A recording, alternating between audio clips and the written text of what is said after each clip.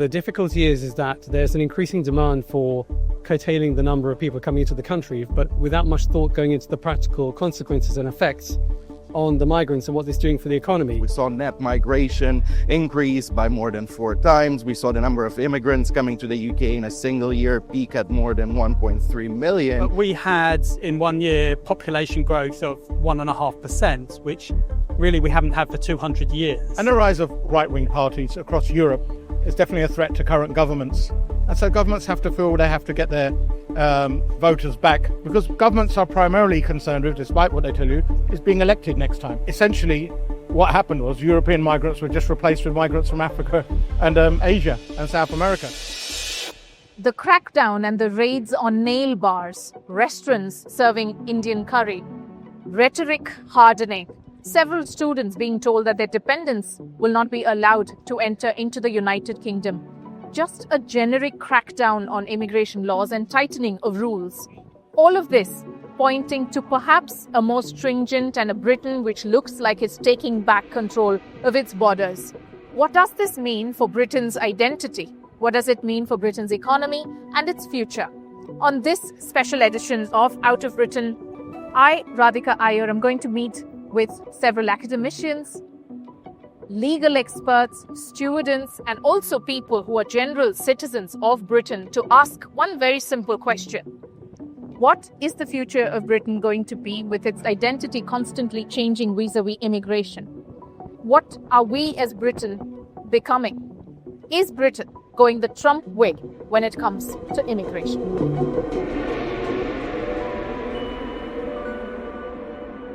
I have with me some excellent experts in this subject matter, and I'm going to quickly do some introductions. Dr. Alan Manning, former chair of the UK Migration Advisory Committee and also professor at London School of Economics. Thank you for joining us. We come to you from London School of Economics. Mifnia, who is a researcher at the Migration Observatory at Oxford University. Harjab Bungle is a well-known senior counsel of immigration and someone who's often the one who people knock doors at with queries and with several cases, I presume. Om is a student of what at Queen Mary? I'm doing a master's in investment and finance at Queen Mary. Investment and finance, and I'm presuming you made a huge investment to be a student there at Queen Mary. What about yourself? I'm a student at the LSE and I do social policy and economics. And your name is Disa? Yeah. Thank you, Disa. I'm Vanya and I'm an incoming law undergraduate at Oxford. Okay, excellent. Congratulations on your Oxford stint that's likely to start in September. Before we go on to discussing or getting viewpoints from each of us standing here, let's go to Harjab to try and understand what changes have happened in the UK and what is the purpose of us having this conversation. Harjab, we are recording this in the month of May in 2025, and just in the last 20 days or so, we've seen so many changes being proposed. What's going on? Yeah, essentially there's no changes being made. It's a proposal. A white paper is the government's policy. It sets out their policy for the upcoming term as to what they think it should be. And on immigration, they've made various proposals. One of being reducing the PSW or graduate visa that we see you get after you graduate from 24 to 18 months. Secondly, to stop overseas recruitment of care workers, which effectively is in place at the moment, and to use an existing pool.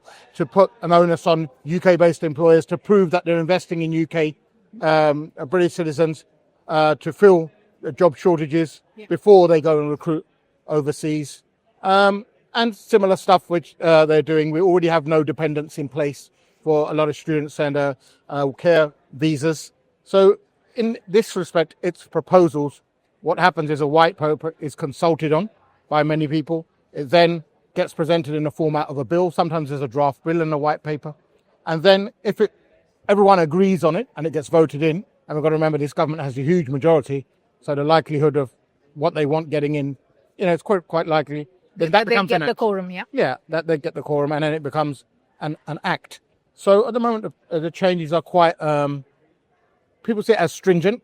The government see it as a way to reduce what they call net migration. Yeah. Net migration means the actual people who stay on after their visas finish, or the people who don't go back when they come in. So the government has tried various ways to reduce that. Under Rishi Sunak, it was very, very high, in fact, record sort of numbers.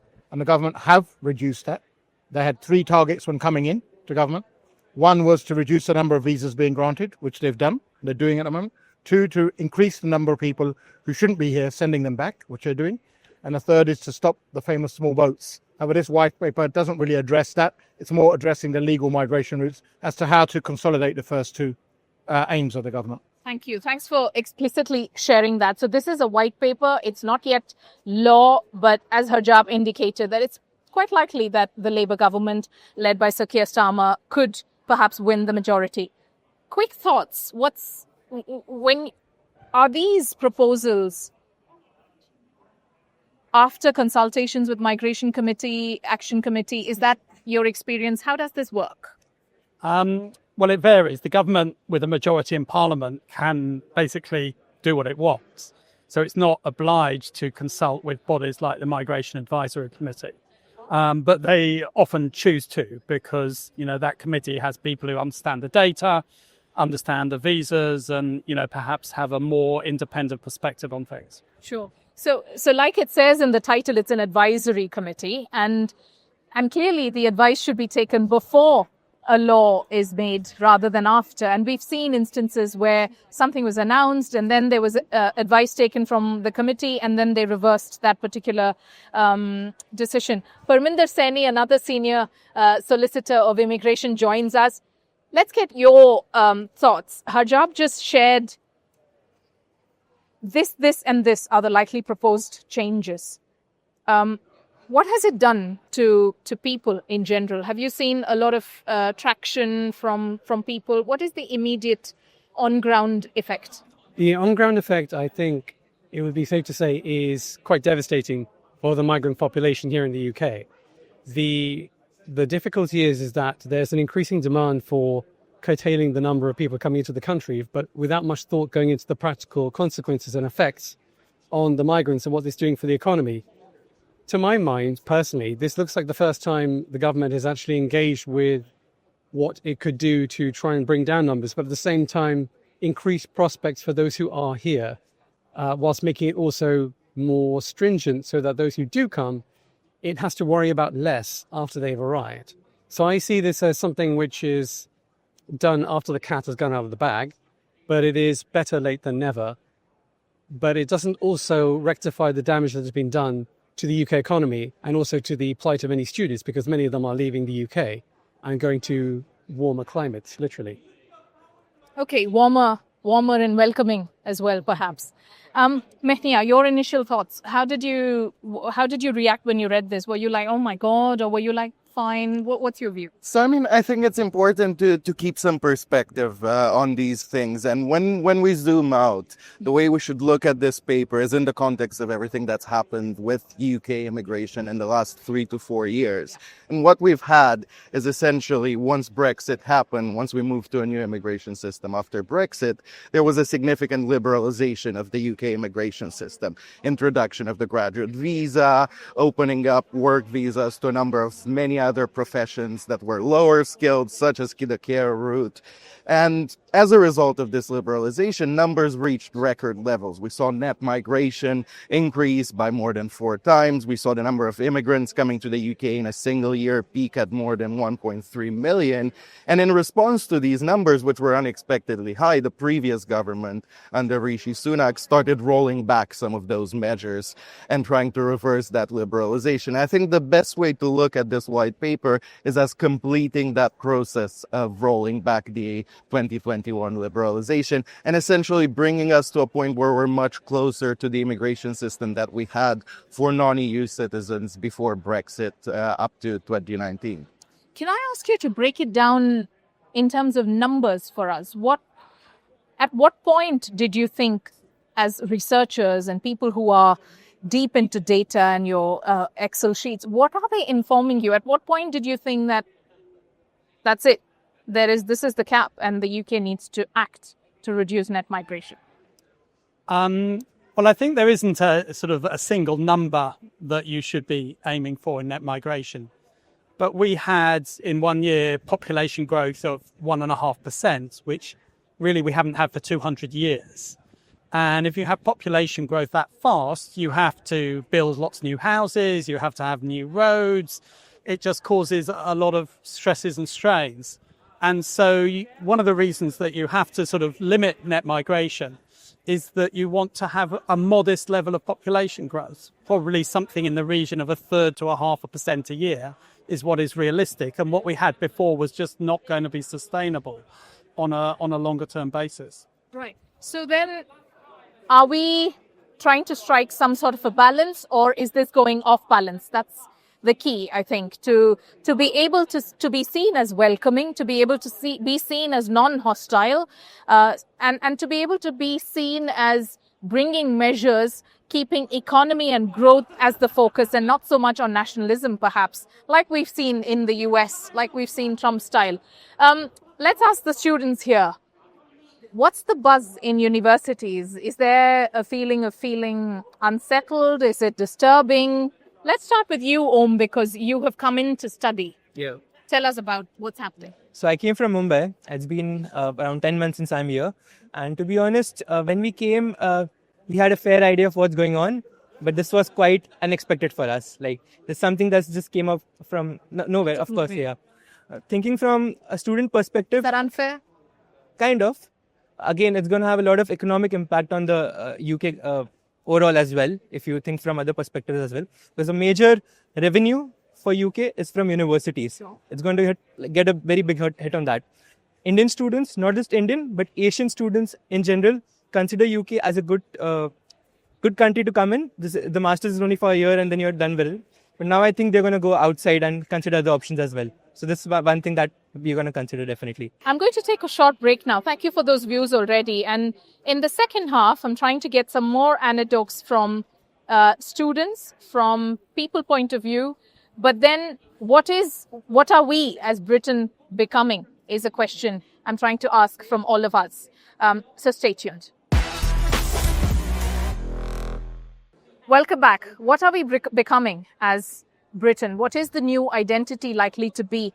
The rhetoric is hardening, but many critics are viewing it as if Britain has become hostile, less warm, less welcoming, and less welcoming of perhaps opportunity for itself, income for itself, and also is it shutting the doors or mildly so on a lot of skills that could be imported into Britain? These are some of the questions that we are asking, while we fully acknowledge the fact that over the last more than a decade or so, Britain's net migration levels hit the roof, much above over 200%. Well, the population certainly did. That is the moderation or the middle path that Britain is trying to take, hopefully. So who wants to go? Let's start with you first, Vanya.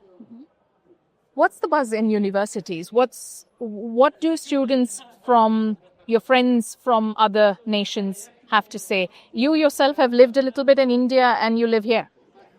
I think, as said before, as seen with global rise in populism, I think there's definitely a lot of support for far-right extreme parties like Reform. And I think, like, seeing that with young people, with friends, with people that you've known is much scarier. Or, like, not even scary, it's just interesting to see. I think especially on social media, it's very easy to now have clips or like snippets out of context that are then discussed and debated. And there's a lot of hostile debate around it, I think. And it's very much you're either pro-immigration, open the doors, let everybody in, or you're far right, like, racist, essentially. So I think there's definitely a lot of polarization of debate, especially because of social media. And I think it's sad, which is really sad. I think the question that essentially what the question is that can people, is not even just about the numbers, but about integration, about like the people who are coming in. Is there such thing as like one cohesive British culture? And do people have to adapt, or do we have to accept, and where that sort of balance lies? I think there's a lot of debate about British cultures and values, and yeah. Is there one identity, and is there enough? And if there is, then is there enough integration? Great points. Yeah. Thank you. Yeah, so, I mean, doing social policy, we learn a lot about the immigration system on an individualistic scale. So looking at individual people who have come in the country, who have had their own experiences with the asylum system. And doing that, you learn that we need to cut down on numbers, but we also need to reform the way the system operates. Because right now it's very inefficient. And because of that, you get a huge backlog of people who are suffering in the UK. They're being held in places where the treatment is horrible. And that can create a very negative image of immigration in the media. I think if we reform the system and we make it much more efficient, then yes, if there is immigration, it's being dealt with in a much more moral way. And that changes the perception around it. And then, as well as that, in uni, I have a lot of international friends. And one of the major things that has happened recently is that you need to earn a salary of $39,000 upon graduating to then be able to live in the UK. Otherwise, your visa gets revoked and you have to go back. And that's an additional pressure on top of actually studying at university, because to get a job that allows you to earn to that level, unless you're going into a field like law or finance, it's very hard. And a lot of people who come here with visas don't go into those fields. So it's definitely something that the international students have to consider as well. That's what I've heard on campus. Yeah, great. Thanks for sharing that. And that's the point of it, right? These are designed to make it hard for net migration to grow up. There was an important point raised about bordering on nationalism. Can there be a moral way, as suggested, a moral way to apply these laws, immigration laws, or contain it? And is this being done keeping economy and growth in focus, or is this more to speak to the nationalist lobbies? That's a question. I think there is an element of appeasing political and parties, and also trying to get back a vote in this. Definitely a rise of reform and a rise of right-wing parties across Europe is definitely a threat to current governments. And so governments have to feel they have to get their voters back, because governments are primarily concerned with, despite what they tell you, is being elected next time. So that's the key for them. And the essential bit here is that reform and right-wing elements are on the rise all across Europe. We've seen that. Brexit was based on a whole, we want our country back.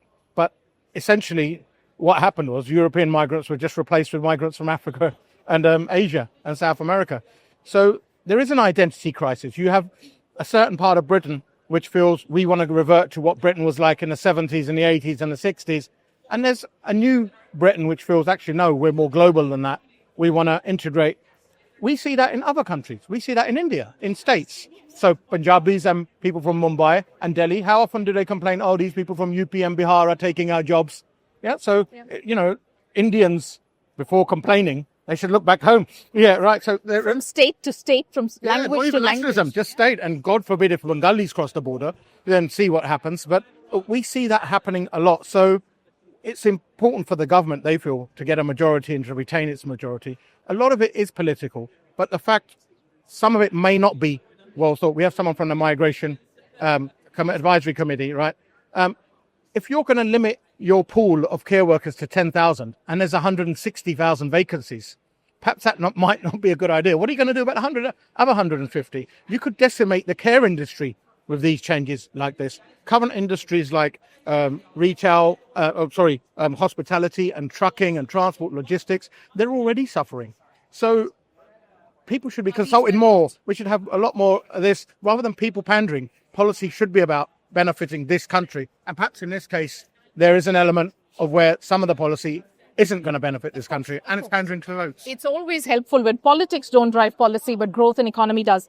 Are most of these changes, in your view, well researched, well thought of in terms of development, growth, economy, and how it would affect income for Britain? Doctor? Well, I think there's some more work to be done, because the proposals are still rather sketchy in a lot of quite important areas. I think economically, what's being proposed actually will not have a very big impact one way or the other. I think a lot of the visas were quite poorly designed. So I think, for example, the social care visa, I think actually was neither an effective nor an either financially or practical terms, effective way of filling vacancies in social care in the long run. But what about student visas? Universities contribute so much to the GDP, and now students are wondering whether they should come to Britain despite the great quality education. Yeah, I mean, that is addition. I think the issue here is, students come to the UK to study for the education, but also some students come for the opportunities to work here, either temporarily or to perhaps even settle here permanently. Which isn't the wrong thing. Which isn't the wrong thing, but I think there's a feeling that the balance between the education and the work got a bit too much emphasis on the work. And so the government is sort of going back to saying, well, if you've got a graduate degree, you can stay if you can find an employer who will offer you a graduate job. But the worry was previously, actually, there were quite a lot of students who weren't really getting graduate jobs and staying, and that wasn't thought to be economically desirable. Is Britain having an identity crisis? Are we trying to discover a new form of Britain, or is this an identity correction? Any quick thoughts on that? If you had to say it in one line, what would that be? It's a revert to type. I think Britain has always viewed itself as Fortress Britain, being an island. We're impenetrable, we're impregnable. However, and there is a conflict between the generations. I think that comes out. Otherwise, far-right parties with anti-immigration agendas wouldn't be doing that. But not only Britain, not only British, native British, but in Brexit, if you remember, 50% of the Asian community voted for Brexit. Yes. And one of the reasons they cited was because there's too many immigrants, despite being immigrants themselves. Irony. The irony of it, yeah, exactly. So it's more of maybe an age sort of thing. You don't really hear young people saying, well, we don't want immigration, or, we want our country back. It's more of the generation, maybe 50 plus. And ironically, a lot of those votes are in areas where perhaps there's only one or two migrants. Where if I drove down there, or someone like you, they'd look at us like, well, where are you from then? And I'm from Romford, actually. But so it will be, there is definitely an element of that correcting it, trying to please people in that respect. And that process could likely become a crisis. Well, only if they lose the election, which at the moment it doesn't look like. But the fact is, it's what you have to see is from a sustainability point of view. When you go to places and things do get overcrowded, when there's 200 people in front of you at A&E, when your child can't get a place at school, or when you have to move from the area, or when crime rises in your area. Not there yet. No, we're not there yet at all. But I think this is a way to placate the masses, to try and get the vote down. And also, if you look at the type of people these policies are targeting, it's all about dependence. So they don't mind one person coming. Just don't bring your 4 or 5 that come with you. Thank you so much, all of you, for your great viewpoints and for being as candid as you've been this afternoon. Will Britain manage to find that golden mean balance of trying to be welcoming yet managing its numbers in a way that Excel sheets begin to comfort people like researchers like Dr. Manning and Mehnia? Write your views to us, please. And if you have any questions to ask, we'd be able to ask for you to our panelists. Radhika Iyer signing off on Out of Britain from London School of Economics. Thank you.